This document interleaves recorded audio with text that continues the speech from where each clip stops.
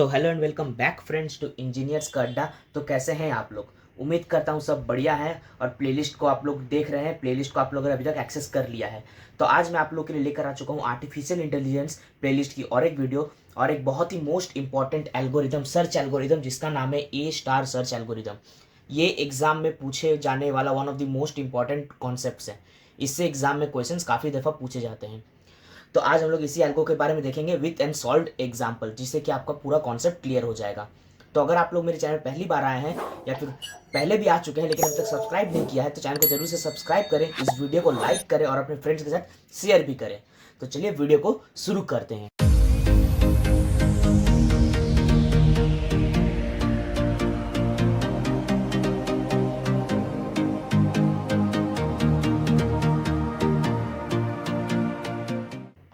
तो सबसे पहला पॉइंट जो है इसमें वो है कि ये आता है आपका, यहीं लिख देता हूं मैं, इन्फॉर्म्ड सर्च टेक्निक। अब इन्फॉर्म्ड क्या होता है, इसका मतलब अगर आप लोग को नहीं पता तो उसके लिए आपको मेरी पुरानी वीडियोस देखनी पड़ेगी, जहां पर मैंने इन्फॉर्म्ड और अनइन्फॉर्म्ड सर्च को डिफाइन किया था और एग्जाम्पल के साथ समझाया भी था। तो इन्फॉर्म्ड सर्च टेक्निक जो आता है उस कैटेगरी के अंदर आता है A star search algorithm.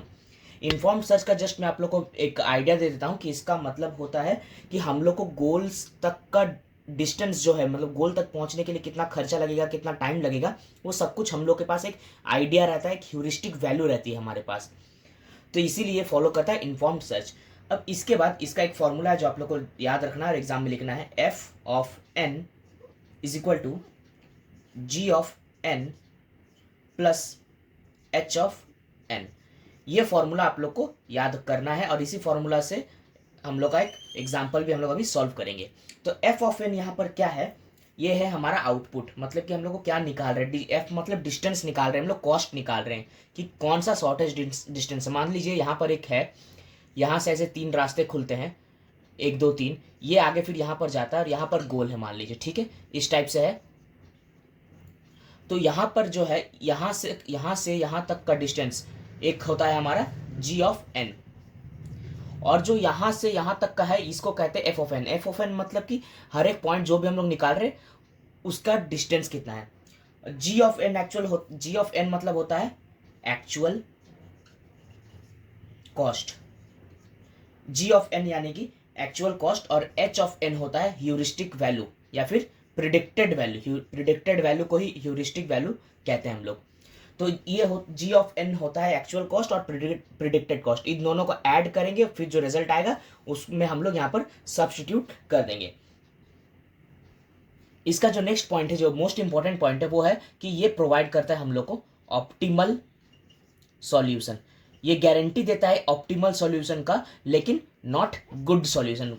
It cannot be the best solution. It may not be the best solution. It can provide us the optimal solution, but not the best solution. Because what? Optimal solution and best solution have different meanings. Optimal means it is an average case, whereas best means there is nothing more better than that. Optimal, if we consider, if we have 3 choices, 1 2 3, suppose out of these 3, 1 and 2 are good choices and 3 is the best choice, but if we choose 2 it will be an optimal choice, but we have a better choice than that, that is option 3. But if we don't, means if we find this best option, then we have only one choice, that is 3. So this is the difference between optimal solution and best solution.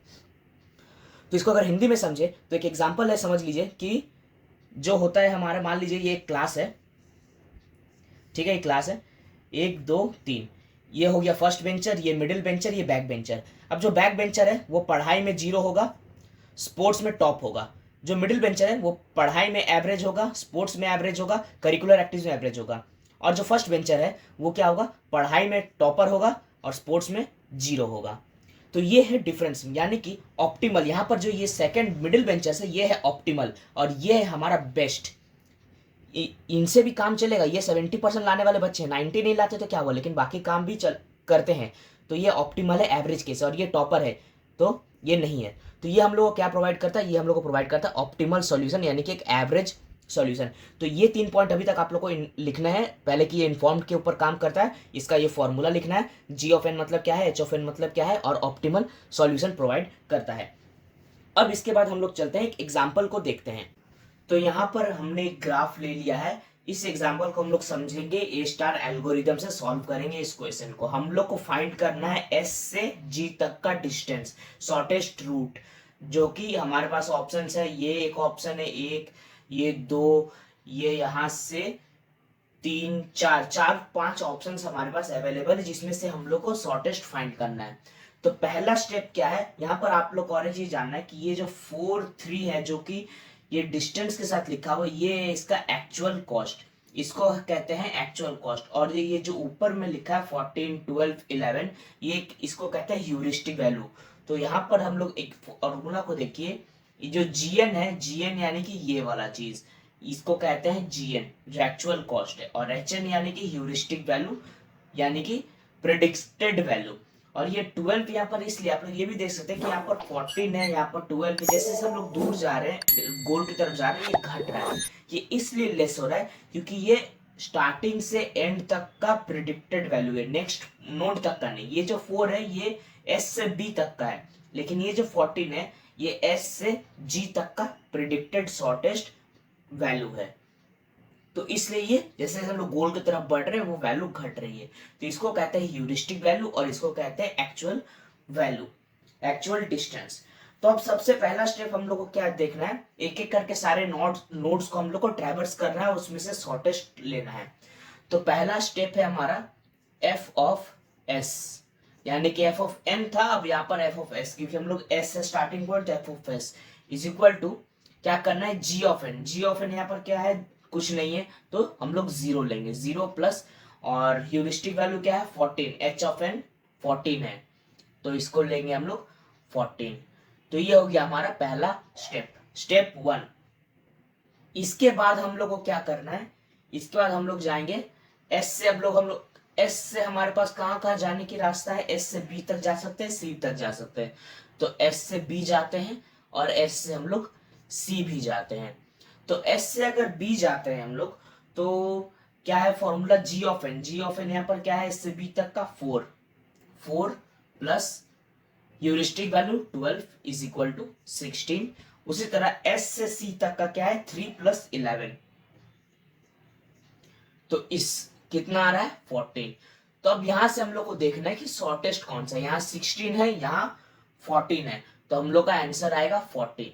यानी कि हम लोग को S से सी की तरफ जाना है, इस नोड को यहाँ अक्सर काट देना है, एक तरह से एज्यूम करके रखना, काटना, लेकिन अभी काटना नहीं है। क्यों नहीं काटना ये मैं आप लोग को बताऊंगा, इसको टोटली इग्नोर नहीं कर सकते हम लोग। क्यों, यहां से हमारे पास ऑप्शन निकल गया सी।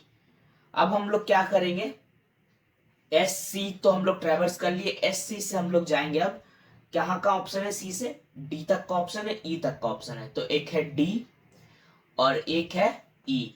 ये कुछ कुछ आप लोग को डीएसए में आप लोगों ने पढ़ा होगा, एल्गोरिदम उस टाइप से लग रहा होगा, उसी टाइप का है, shortest distance like BFS DFS निकालते हैं वही है। ये हम लोग बेस्ट फर्स्ट सर्च टेक्निक से ही निकालते हैं। तो एस सी से डी, अब क्या है हम लोग को कैसे निकालना है, एस सी यानी कि 3 प्लस 7 प्लस 6, यानी कि ये एक्चुअल वैल्यू, 3 प्लस 7 क्या है, एक्चुअल वैल्यू, 3 प्लस 7 प्लस ये जो ह्यूरिस्टिक वैल्यू है 6, कितना आता है इसका, 7 3 10 16। और एस सी से ई जाएंगे हम लोग, 3 plus 10 plus 4, 3 plus 10 plus 4 is equal to कितना आता है 17। तो अब यहां से हम लोग देख सकते हैं कि शॉर्टेस्ट है ये 16 हमारा शॉर्टेस्ट है। तो यहां से हम लोग को क्या मिला आंसर, डी। तो हम लोग का नेक्स्ट नोड कौन सा होगा, डी, यानी कि ये रूट हम लोग अभी फॉलो कर रहे हैं, एस सी डी। अभी तक इतना दूर क्लियर है, आई होप यहां तक आप लोग को समझ में आ गया कॉन्सेप्ट। अब आप लोग को एक चीज यहाँ पर नोटिस करना है, क्या नोटिस करना है कि एस सी डी जो हम लोगों को अभी तक मिला है, एस सी डी, इसका वैल्यू है 16, और यहां पर जो हम लोग ने निकाला था एस टू बी, इसका भी वैल्यू है 16, एस से बी तक का वैल्यू है 16, एस से डी तक का वैल्यू है 16। अब अगर हम डी से ई जाते हैं तो भी एक सिंगल मूव में जा रहे हैं, मतलब डी से ई तक एक ही हम लोग एक बार जंप करना है, उसी तरह बी से ई तक भी एक ही जंप है। तो यहाँ भी 16, यहाँ भी 16, तो अब दोनों को कंसिडर करके हम लोग को चलना पड़ेगा। यानी कि मेरे पास क्या क्या ऑप्शन आ गया, एक आ गया एस सी डी से ई तक, और एक ऑप्शन है एस बी से ई तक। दोनों को हम लोग को देखना पड़ेगा।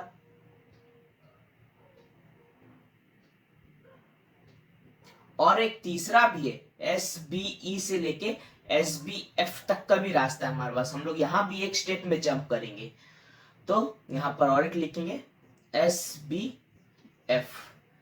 तो सबसे पहले एस सी डी ई को देखते हैं। तो क्या है हमारे पास, 3 + 7 + 2 + 4। 3 + 7 + 2 + 4 कितना होता है, 7 3 10 12 16। और एस बी से ई, एस बी क्या है 4 और 12, एस बी 4 12 एंड 4, 4 + 12 + 4, 12 4 16 20। उसी तरह एस बी से एफ, एस बी 4 4 + 5 + 11, 4 + 5 + 11, 11 5 16 4 20। तो यहाँ पर शॉर्टेस्ट हम लोग देख सकते हैं कि ये वाला है। यानी कि हम लोगों ने अभी तक एस, कहाँ से, S C D E, S C D E यहाँ तक हम लोग पहुंच चुके हैं, ई तक हम लोग पहुंच चुके हैं। ये है शॉर्टेस्ट रास्ता अभी तक हमारे पास। तो नेक्स्ट नोड को यहाँ से हम लोग को क्या मिला answer, S C D E मिला। तो अब हम लोग क्या करेंगे, एस सी डी ई से जी तक जाएंगे। तो इसको कैलकुलेट करते हैं, एस से 4 +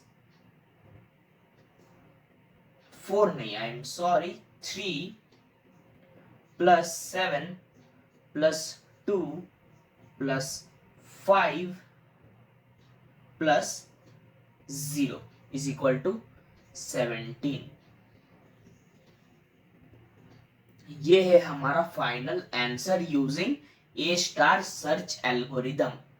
इसी तरह से ए स्टार सर्च एल्गोरिदम काम करती है। ये हमारा शॉर्टेस्ट डिस्टेंस है, इससे शॉर्टेस्ट आप लोग को यहाँ नहीं मिल सकता। ये 110% गारंटी है। तो इसीलिए कहते हैं कि ऑप्टिमल सॉल्यूशन हमेशा देती है, नॉट अ बेस्ट सॉल्यूशन। इसके पास अगर मान लीजिए ये तो इतना छोटा है, इससे ज्यादा अगर और भी ज्यादा रहता और कहीं ना कहीं जाके ये मान लीजिए आगे ऐसे घूमता है फिरता है कहीं से, तो ये देखिए पहले इसको एक आंसर मिल गया, तो ये बाकी नोट्स को देखेगा ही नहीं, क्योंकि यहाँ से हम लोग जी तक पहुंच गए हैं। तो ये बाकी नोट्स को देखेगा नहीं। इसीलिए ये कहता है कि ऑप्टिमल सॉल्यूशन देता है, बेस्ट सॉल्यूशन की गारंटी नहीं देता है ये। तो आई होप कि इस एग्जाम्पल से अभी तक क्लियर है। अब इसके बाद आप लोगों को क्या करना है, एक दो पॉइंट आप लोग को और जान के रखना है। एक है टोटल कॉस्ट। टोटल कॉस्ट का फॉर्मूला क्या है, big O of V plus E. Big O of V plus E, V मतलब वर्टेक्स, ई मतलब एज। ये आप लोग को डीएसए का कॉन्सेप्ट अगर आप लोग को पता है तो आप लोग को पता होगा।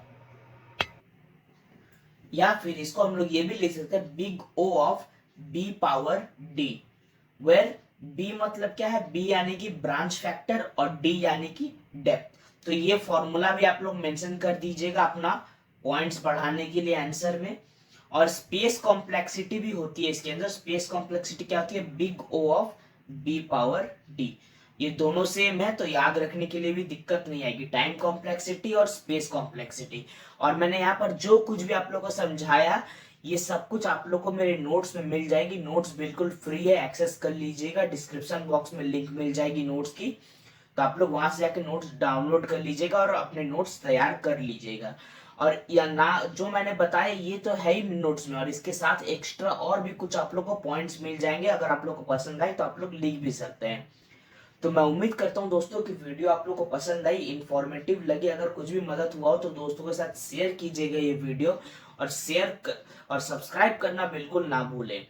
तो मिलता हूं दोस्तों अगले वीडियो पे, जहां पर मैं और एक एल्गोरिदम के बारे में डिस्कस करूंगा, आर्टिफिशियल इंटेलिजेंस के ऊपर। Till then bye bye and take care friends.